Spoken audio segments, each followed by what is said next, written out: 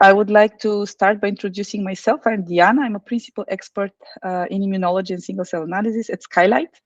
And I would like to spend just a few words on the organizer, Skylight.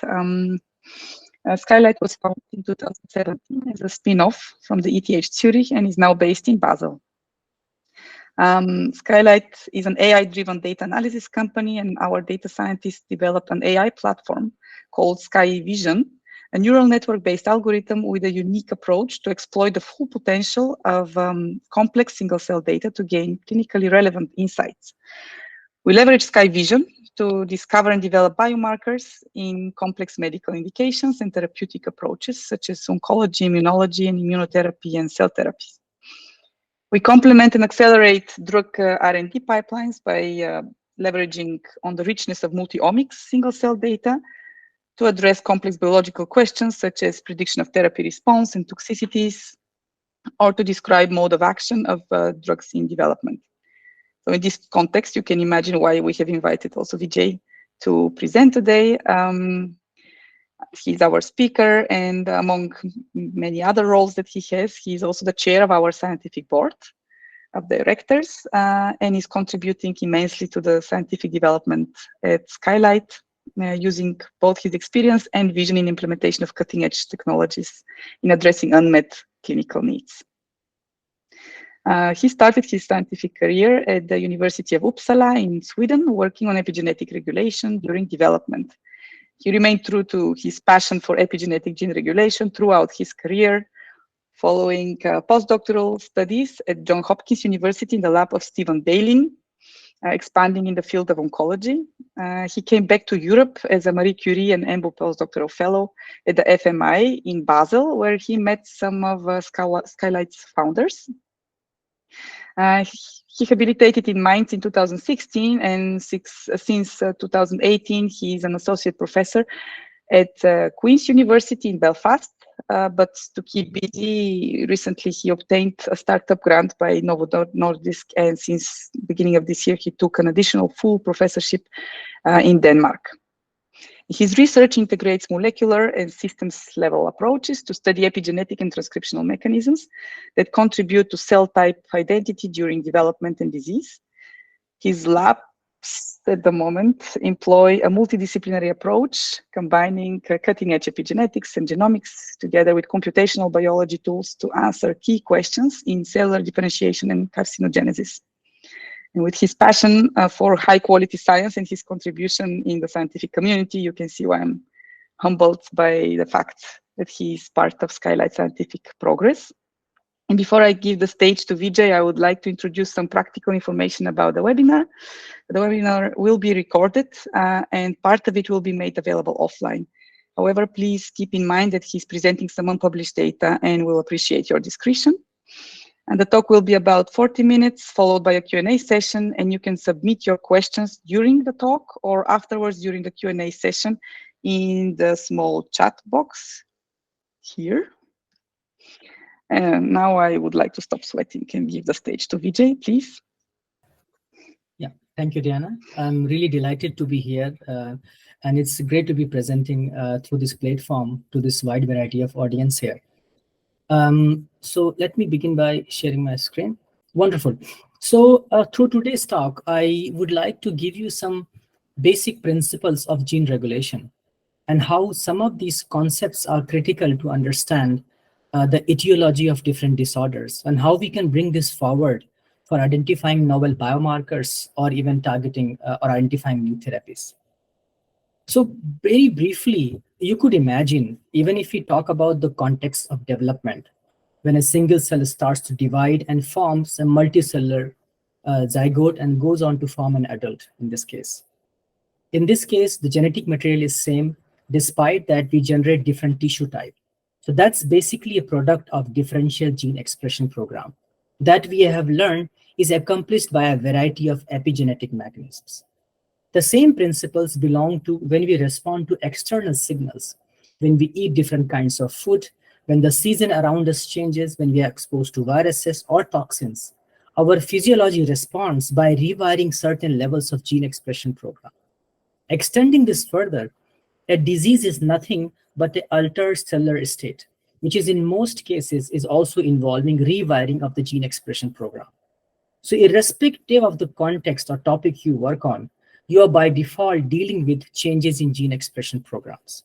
And this we have known in large part is accomplished via epigenetic mechanisms. The most dominant mechanisms that we know of today are DNA methylation, which occurs at the CG islands and normally represses gene expression. We also know that histone tails, as marked here, are also post-translationally modified. This could be somoylated, phosphorylated, ubiquitinated, and depending on context and nature, they either repress or activate gene expression program. We also know a lot about long non-coding RNAs. They also are engaged in repressing or activating gene expression program in an epigenetic fashion. So how do you put these things in a context? To simplify this, I have drawn a cartoon so you understand how these might interplay with each other. You could imagine in a normal cell type, an oncogene is in a repressed state. When we say repressed state, epigenetically, this means that the histones are in a compact state. The DNA is less accessible. We have histones which are modified with these red marks. These are repressive histone modifications. We have no transcription factor binding, we have no polymerase, and we have no detectable RNA. So this is transcriptionally inactive chromatin. So in every normal cell, oncogenes are in an off state. Now at some point, due to microenvironment changes, there's induction of a signaling that targets a factor X to these loci. That factor X then converts these red or inactive chromatin marks into active chromatin marks. And this reprogramming actually creates an accessible chromatin. Suddenly the DNA becomes accessible as a consequence of the active chromatin state. Once this DNA is now accessible, this serves as a platform to allow recruitment of transcription factors, basal transcription machinery, and eventually gene expression program. And once the oncogene is turned on, you actually convert to a cancerous cell state. And you could imagine this gain in accessibility is essential for every DNA templated events, not just transcription. It is also important for DNA damage, DNA recombination, DNA replication. The same processes might need to operate. So here you have seen that different levels of molecules, signaling, transcription factors, accessibility, epigenetic machinery, and gene expression programs, they coordinate to result in a sophisticated gene expression program. And these actually offer potential biomarkers for diagnostics, prognosis, or therapy, as they are reflective of this altered cellular state as the cells go from a normal to abnormal state. And hence they have attracted a lot of attention in the last few years. So our lab actually has been interested in these 5 topics, and thereby we have been contributing on many different levels in these 5 domains in the last 5 years. And I will highlight some of the findings from these studies throughout my talk. Our lab is very multidisciplinary. We do a lot of epigenetics, transcription factor biology, genomics, computational biology in the models of brain development and disorders, as well as various types of cancer. But the eventual goal is to understand gene regulatory mechanisms that define normal processes and how these normal mechanisms go wrong in certain diseases. Last 10 years have been overwhelming in genomics, and we have seen a range of techniques as they have come up, ranging from chromatin mapping through chipset, cut and tag, attack sequencing, to analysis of DNA methylation, for example, by bisulfite sequencing, analysis of DNA through whole genome sequencing, or genome topology or chromatin folding by high-C assays. RNA, we are able to analyze by bulk RNA sequencing, and last couple of years through single-cell RNA sequencing, and most recently through spatial transcriptomics.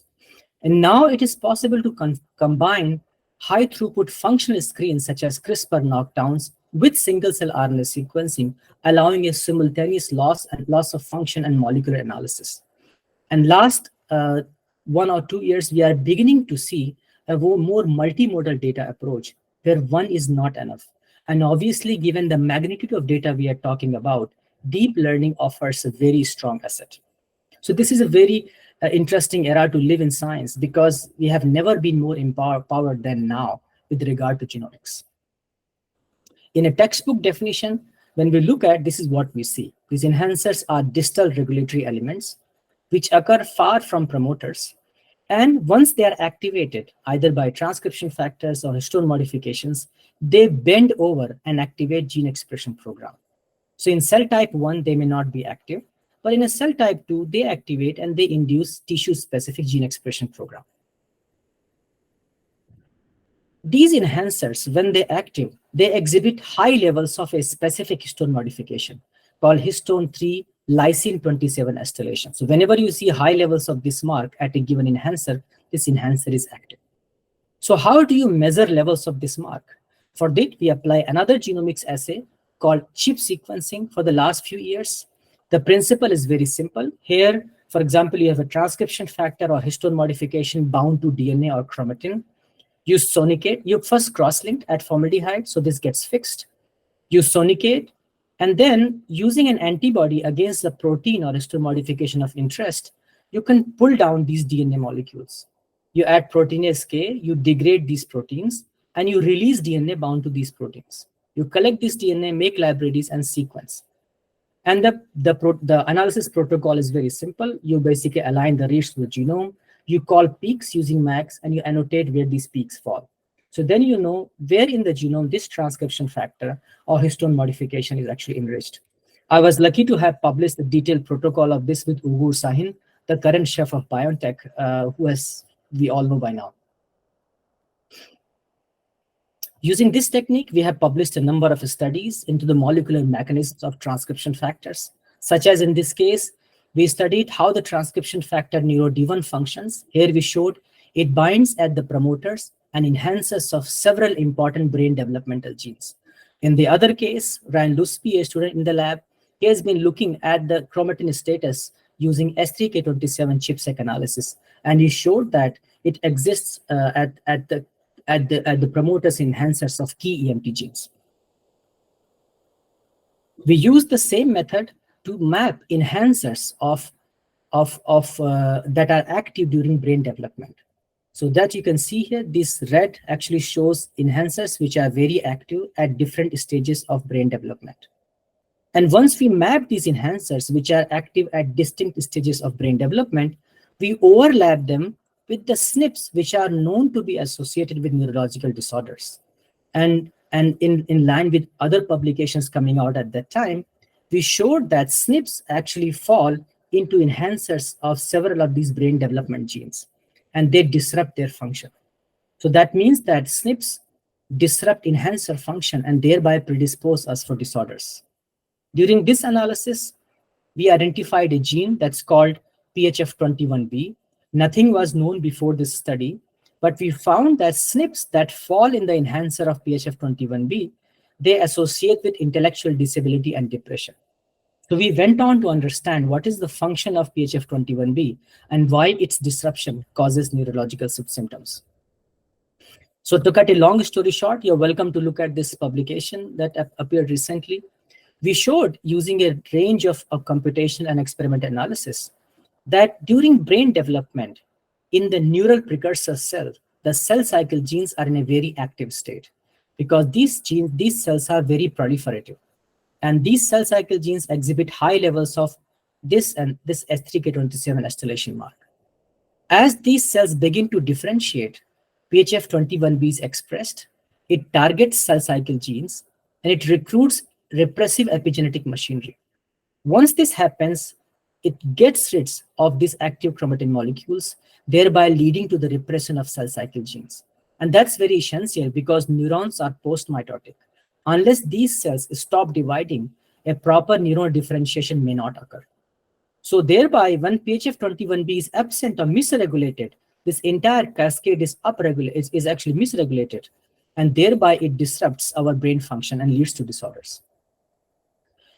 Interesting fact about our brains, during development, our brain first forms neurons and then astrocytes. For a while, it was not known how this is regulated. In another study in collaboration with Benedict Berninger at King's College, we showed that in neural precursor cells, both neuronal genes and astrocyte genes are in a primed state. So genes for both cell types are in a ready state but not activated.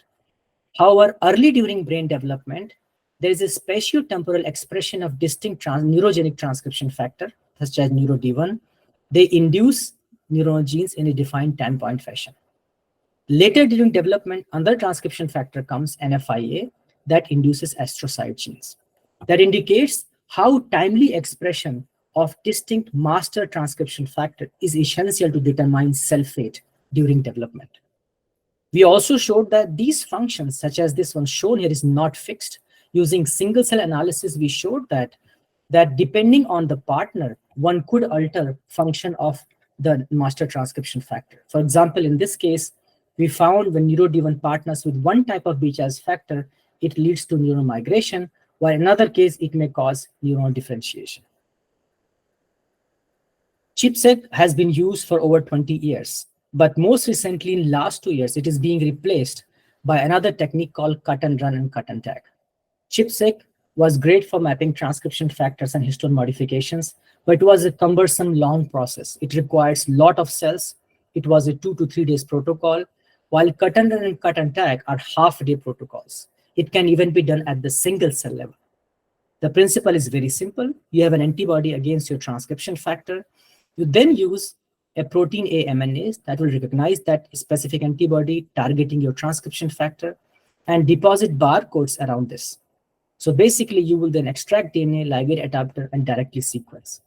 This is an example of such assay, which we published recently in our paper, where you could clearly see how nicely you could obtain very clear reproducible peaks through this protocol. So we have completely stopped doing ChIP-seq now and switched to doing cut and run and cut and tag, and hopefully go on to do this at the single cell level like other labs are doing.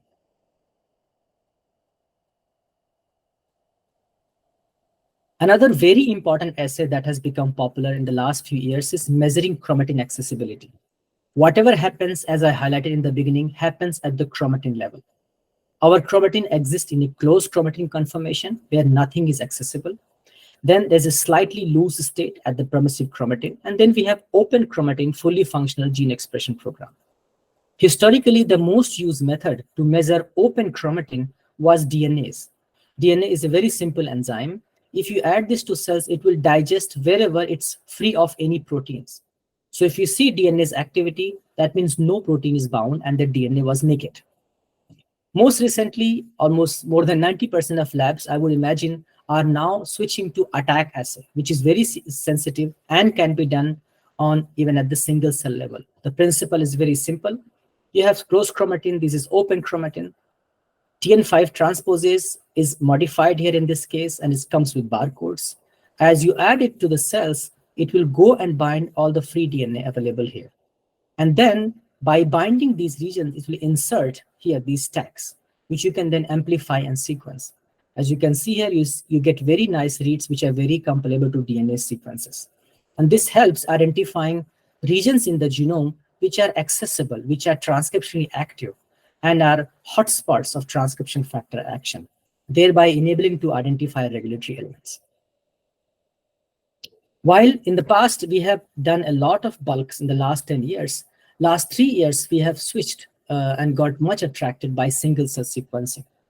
And we know many reasons why we must do so. Classically, when we did bulk analysis, we would average all the cell types when we interpret gene expression programs. For example, we know that there is no single tissue that is homogeneous. Every tissue type or every disease tissue type will have multiple cell types as marked in different colors here. And in bulk RNA sequencing or bulk chip sequencing or bulk accessibility analysis, we will average out all of such programs and would not be able to identify any minor cell populations or various cell populations that may exist. Single cell analysis allows us to look at each cell at a time and then eventually identify heterogeneity and subpopulation variability within thousands of cells. So obviously, studying heterogeneity has been tremendously useful using single cell approaches. One also performs a lot of times what is called lineage tracing study, in particular in the cases of development and in certain disease progression, where one is able to order the cells based on transcription program such that one could predict the start state and the end state. And if so, how the lineage actually diverted as the program manifested. People are also able to use systems biology approaches to study stochastic gene expression program.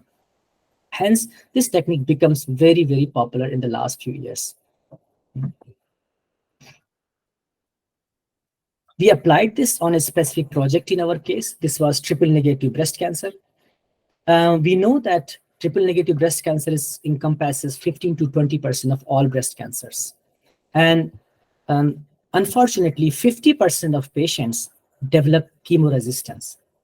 That means after therapy, they realize that every second patient would not respond to chemotherapy. That's unfortunate because there are no other options. These patients just wait for the deathbed. Poor survival is up to 12 to 13 months for metastatic TNBC, and the costs are very high. So researchers hypothesized that tumor heterogeneity burden contributes to high aggressiveness in TNBC, such that they thought that within these TNBC tumors, there are bad cells and OK cells. These bad cells are resistant to chemotherapy, and the yellow ones are the ones that respond to chemotherapy, such that once you expose them to chemotherapy, the red cells actually escape, and this actually leads to relapse. So if that is true, if certain patients exhibit these bad or red cells, we should be able to detect this using single-cell RNA sequencing. So therefore, we analyzed data sets of chemo-resistant, chemosensitive patients before and after exposure to chemotherapy. We also know that a number of cells actually metastasize to brain. So Ryan took another heroic task, and this is a collaboration project with a Skylight, where he's trying to use his integrated data sets of different tumor types and asking whether he can find signatures which are predictive of brain metastasis. So what he has done, he has created a merged data sets of primary and metastatic site. He's now processing this through SkyVision, a proprietary AI platform from a Skylight. And the goal is to identify metastasis-associated cells. Once this happens, the downstream analysis will involve subsetting of the primary cancer and matching metastatic site.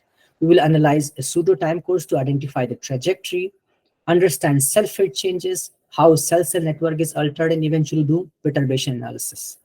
The eventual goal is to identify predictive biomarkers of brain metastasis and be able to classify high and low risk patients of such metastasis. And if possible, using the same signature, we will try to do drug repurposing, whether we can actually target these metastasis mechanisms.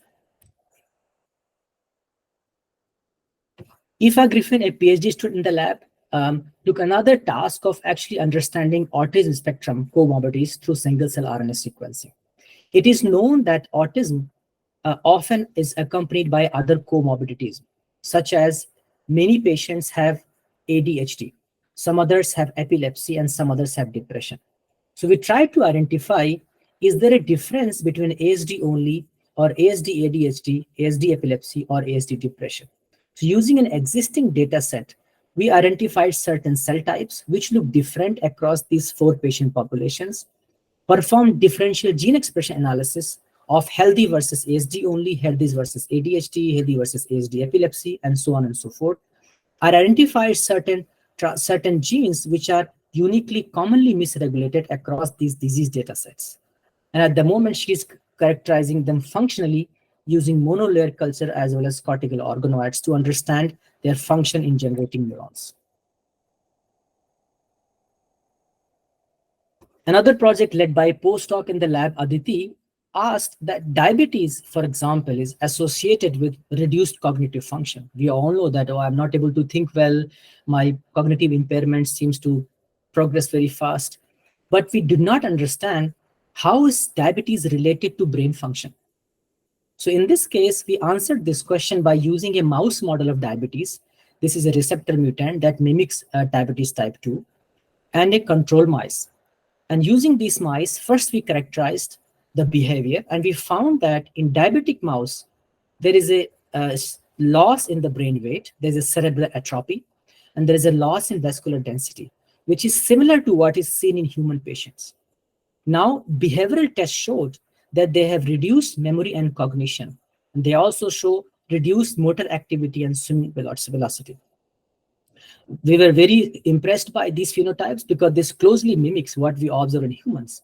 And then we performed single-cell RNA sequencing analysis of the cortex of control versus diabetic brains. And to our great surprise, we found that there is an increase in the number of immature neurons in the diabetic mice. there was a reduction in the number of mature neurons and increase in the number of microglia. This means there is somehow an impairment in the process of neurogenesis in diabetic mice. And this also accompanied an increased glycolytic function in diabetic mice. This was an excellent study that clearly showed that even though diabetes we think is a lower organ problem, it does affect brain and quite significantly. To touch upon next levels of genomics, so alternative splicing, as we know, is a beautiful phenomenon where our genome is accompanied to actually create multiple proteins from a single gene. So we know we have 30,000 genes, but we produce tens of thousands of proteins. So this occurs by differential utilization of different exons and introns, and there are different types of alternative splicing as shown here. So in a recent study, we showed one such gene such as ZNF827, which we found to be involved in autism. We found that it's a major regulator of alternative splicing of all types. And to study alternative splicing of all types, one has to do really long reads and paired end data. Otherwise, one could not call the exon intron junctions very properly. Another level of information is essential, that when we do RNA sequencing, what we are measuring actually is the outcome of transcription rate plus RNA stability. We are not measuring immediate changes in transcription. So only by measuring nascent RNA, you are able to see immediate regulatory changes in response to development, environmental, or other conditions.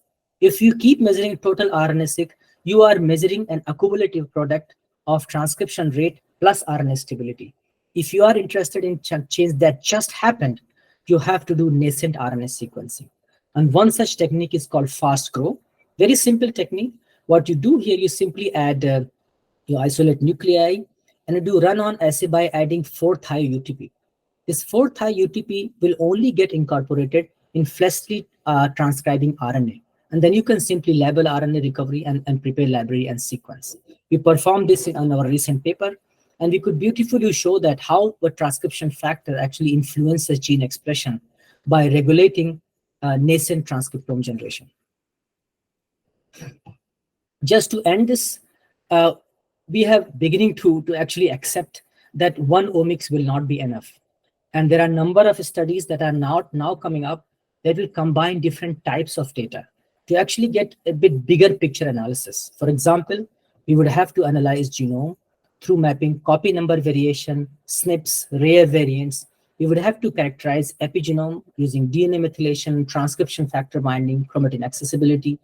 We need to measure gene expression program through different mechanisms like we discussed, total RNA, alternative splicing, single cell RNA, and spatial transcriptomics.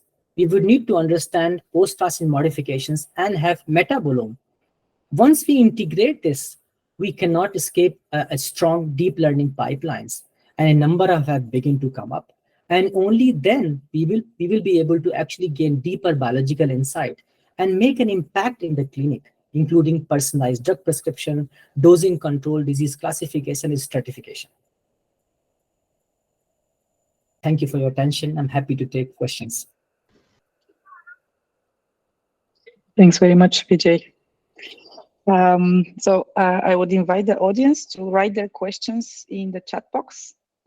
And if there are no questions submitted yet, I have to start with the first question then. And I would like to ask Vijay, because as I mentioned in the beginning, Skylight is leveraging single-cell RNA sequencing data and other single-cell multi-omics data. I would like to ask you, how do you see the added value of single-cell resolution in your own research, especially considering the limitation of the clinical application of these findings? So it has to have a really good added value to engage with such complex data. Yes, I think, as I highlighted, single cell has tremendous advantages. First of all, in the old times when you used to do bulk analysis, you also did require a lot of samples as well. Single cells actually you can do with minimally available material. So the amount of sample requirement has reduced. That means easy access to clinics. Second, one is able to actually look at the heterogeneity of cell populations that we could never do before. Third, the costs, which were a big factor before, are also coming down. If you look at the single-cell genomics experiments 3 years ago, this was unaffordable, and the costs have come down to almost half in the last 3 years. So this is a good advancement, and many companies are now coming up. So I would imagine single-cell becoming more and more accessible to most researchers. Pipelines are also established, but one should not underestimate the time it requires to actually properly analyze the data. It's not a one click in the computer. I know and appreciate my team members who look back and forth, they put an effort. So it's as much effort as a wet lab if you do it properly. So this is why a good data science team or support like Skylight is very valuable. Well, I have in mind 2 further questions. So if there are no questions from the audience, I can continue asking. One of them is also your passion in epigenetics, right? And how does single-cell RNA sequencing inform epigenetic regulations? Can you actually extrapolate from single-cell RNA sequencing data? Because we know that there is ATAC-seq as well, which is not as widely used as single-cell RNA sequencing. Yeah, and the reason being, you have to also think about the clinical application of the single-cell data. So you could imagine that it's easy to go from a single-cell RNA sequencing data to develop a biomarker than a single-cell ATAC sequencing data. First of all, it's a DNA-based data, so it's very difficult. And then it's easy to actually generate single-cell RNA-seq data and analyze it because the pipelines are more established. So in that sense, single-cell RNA-seq has more, let's say, immediate clinical validity in the current context. However, if one is interested in understanding the drivers of a disease state, one has to not ignore the epigenome. Because what you measure in the RNA is a manifestation of the upstream event. RNA is the ultimate consequence of the upstream mechanisms that are operating, right?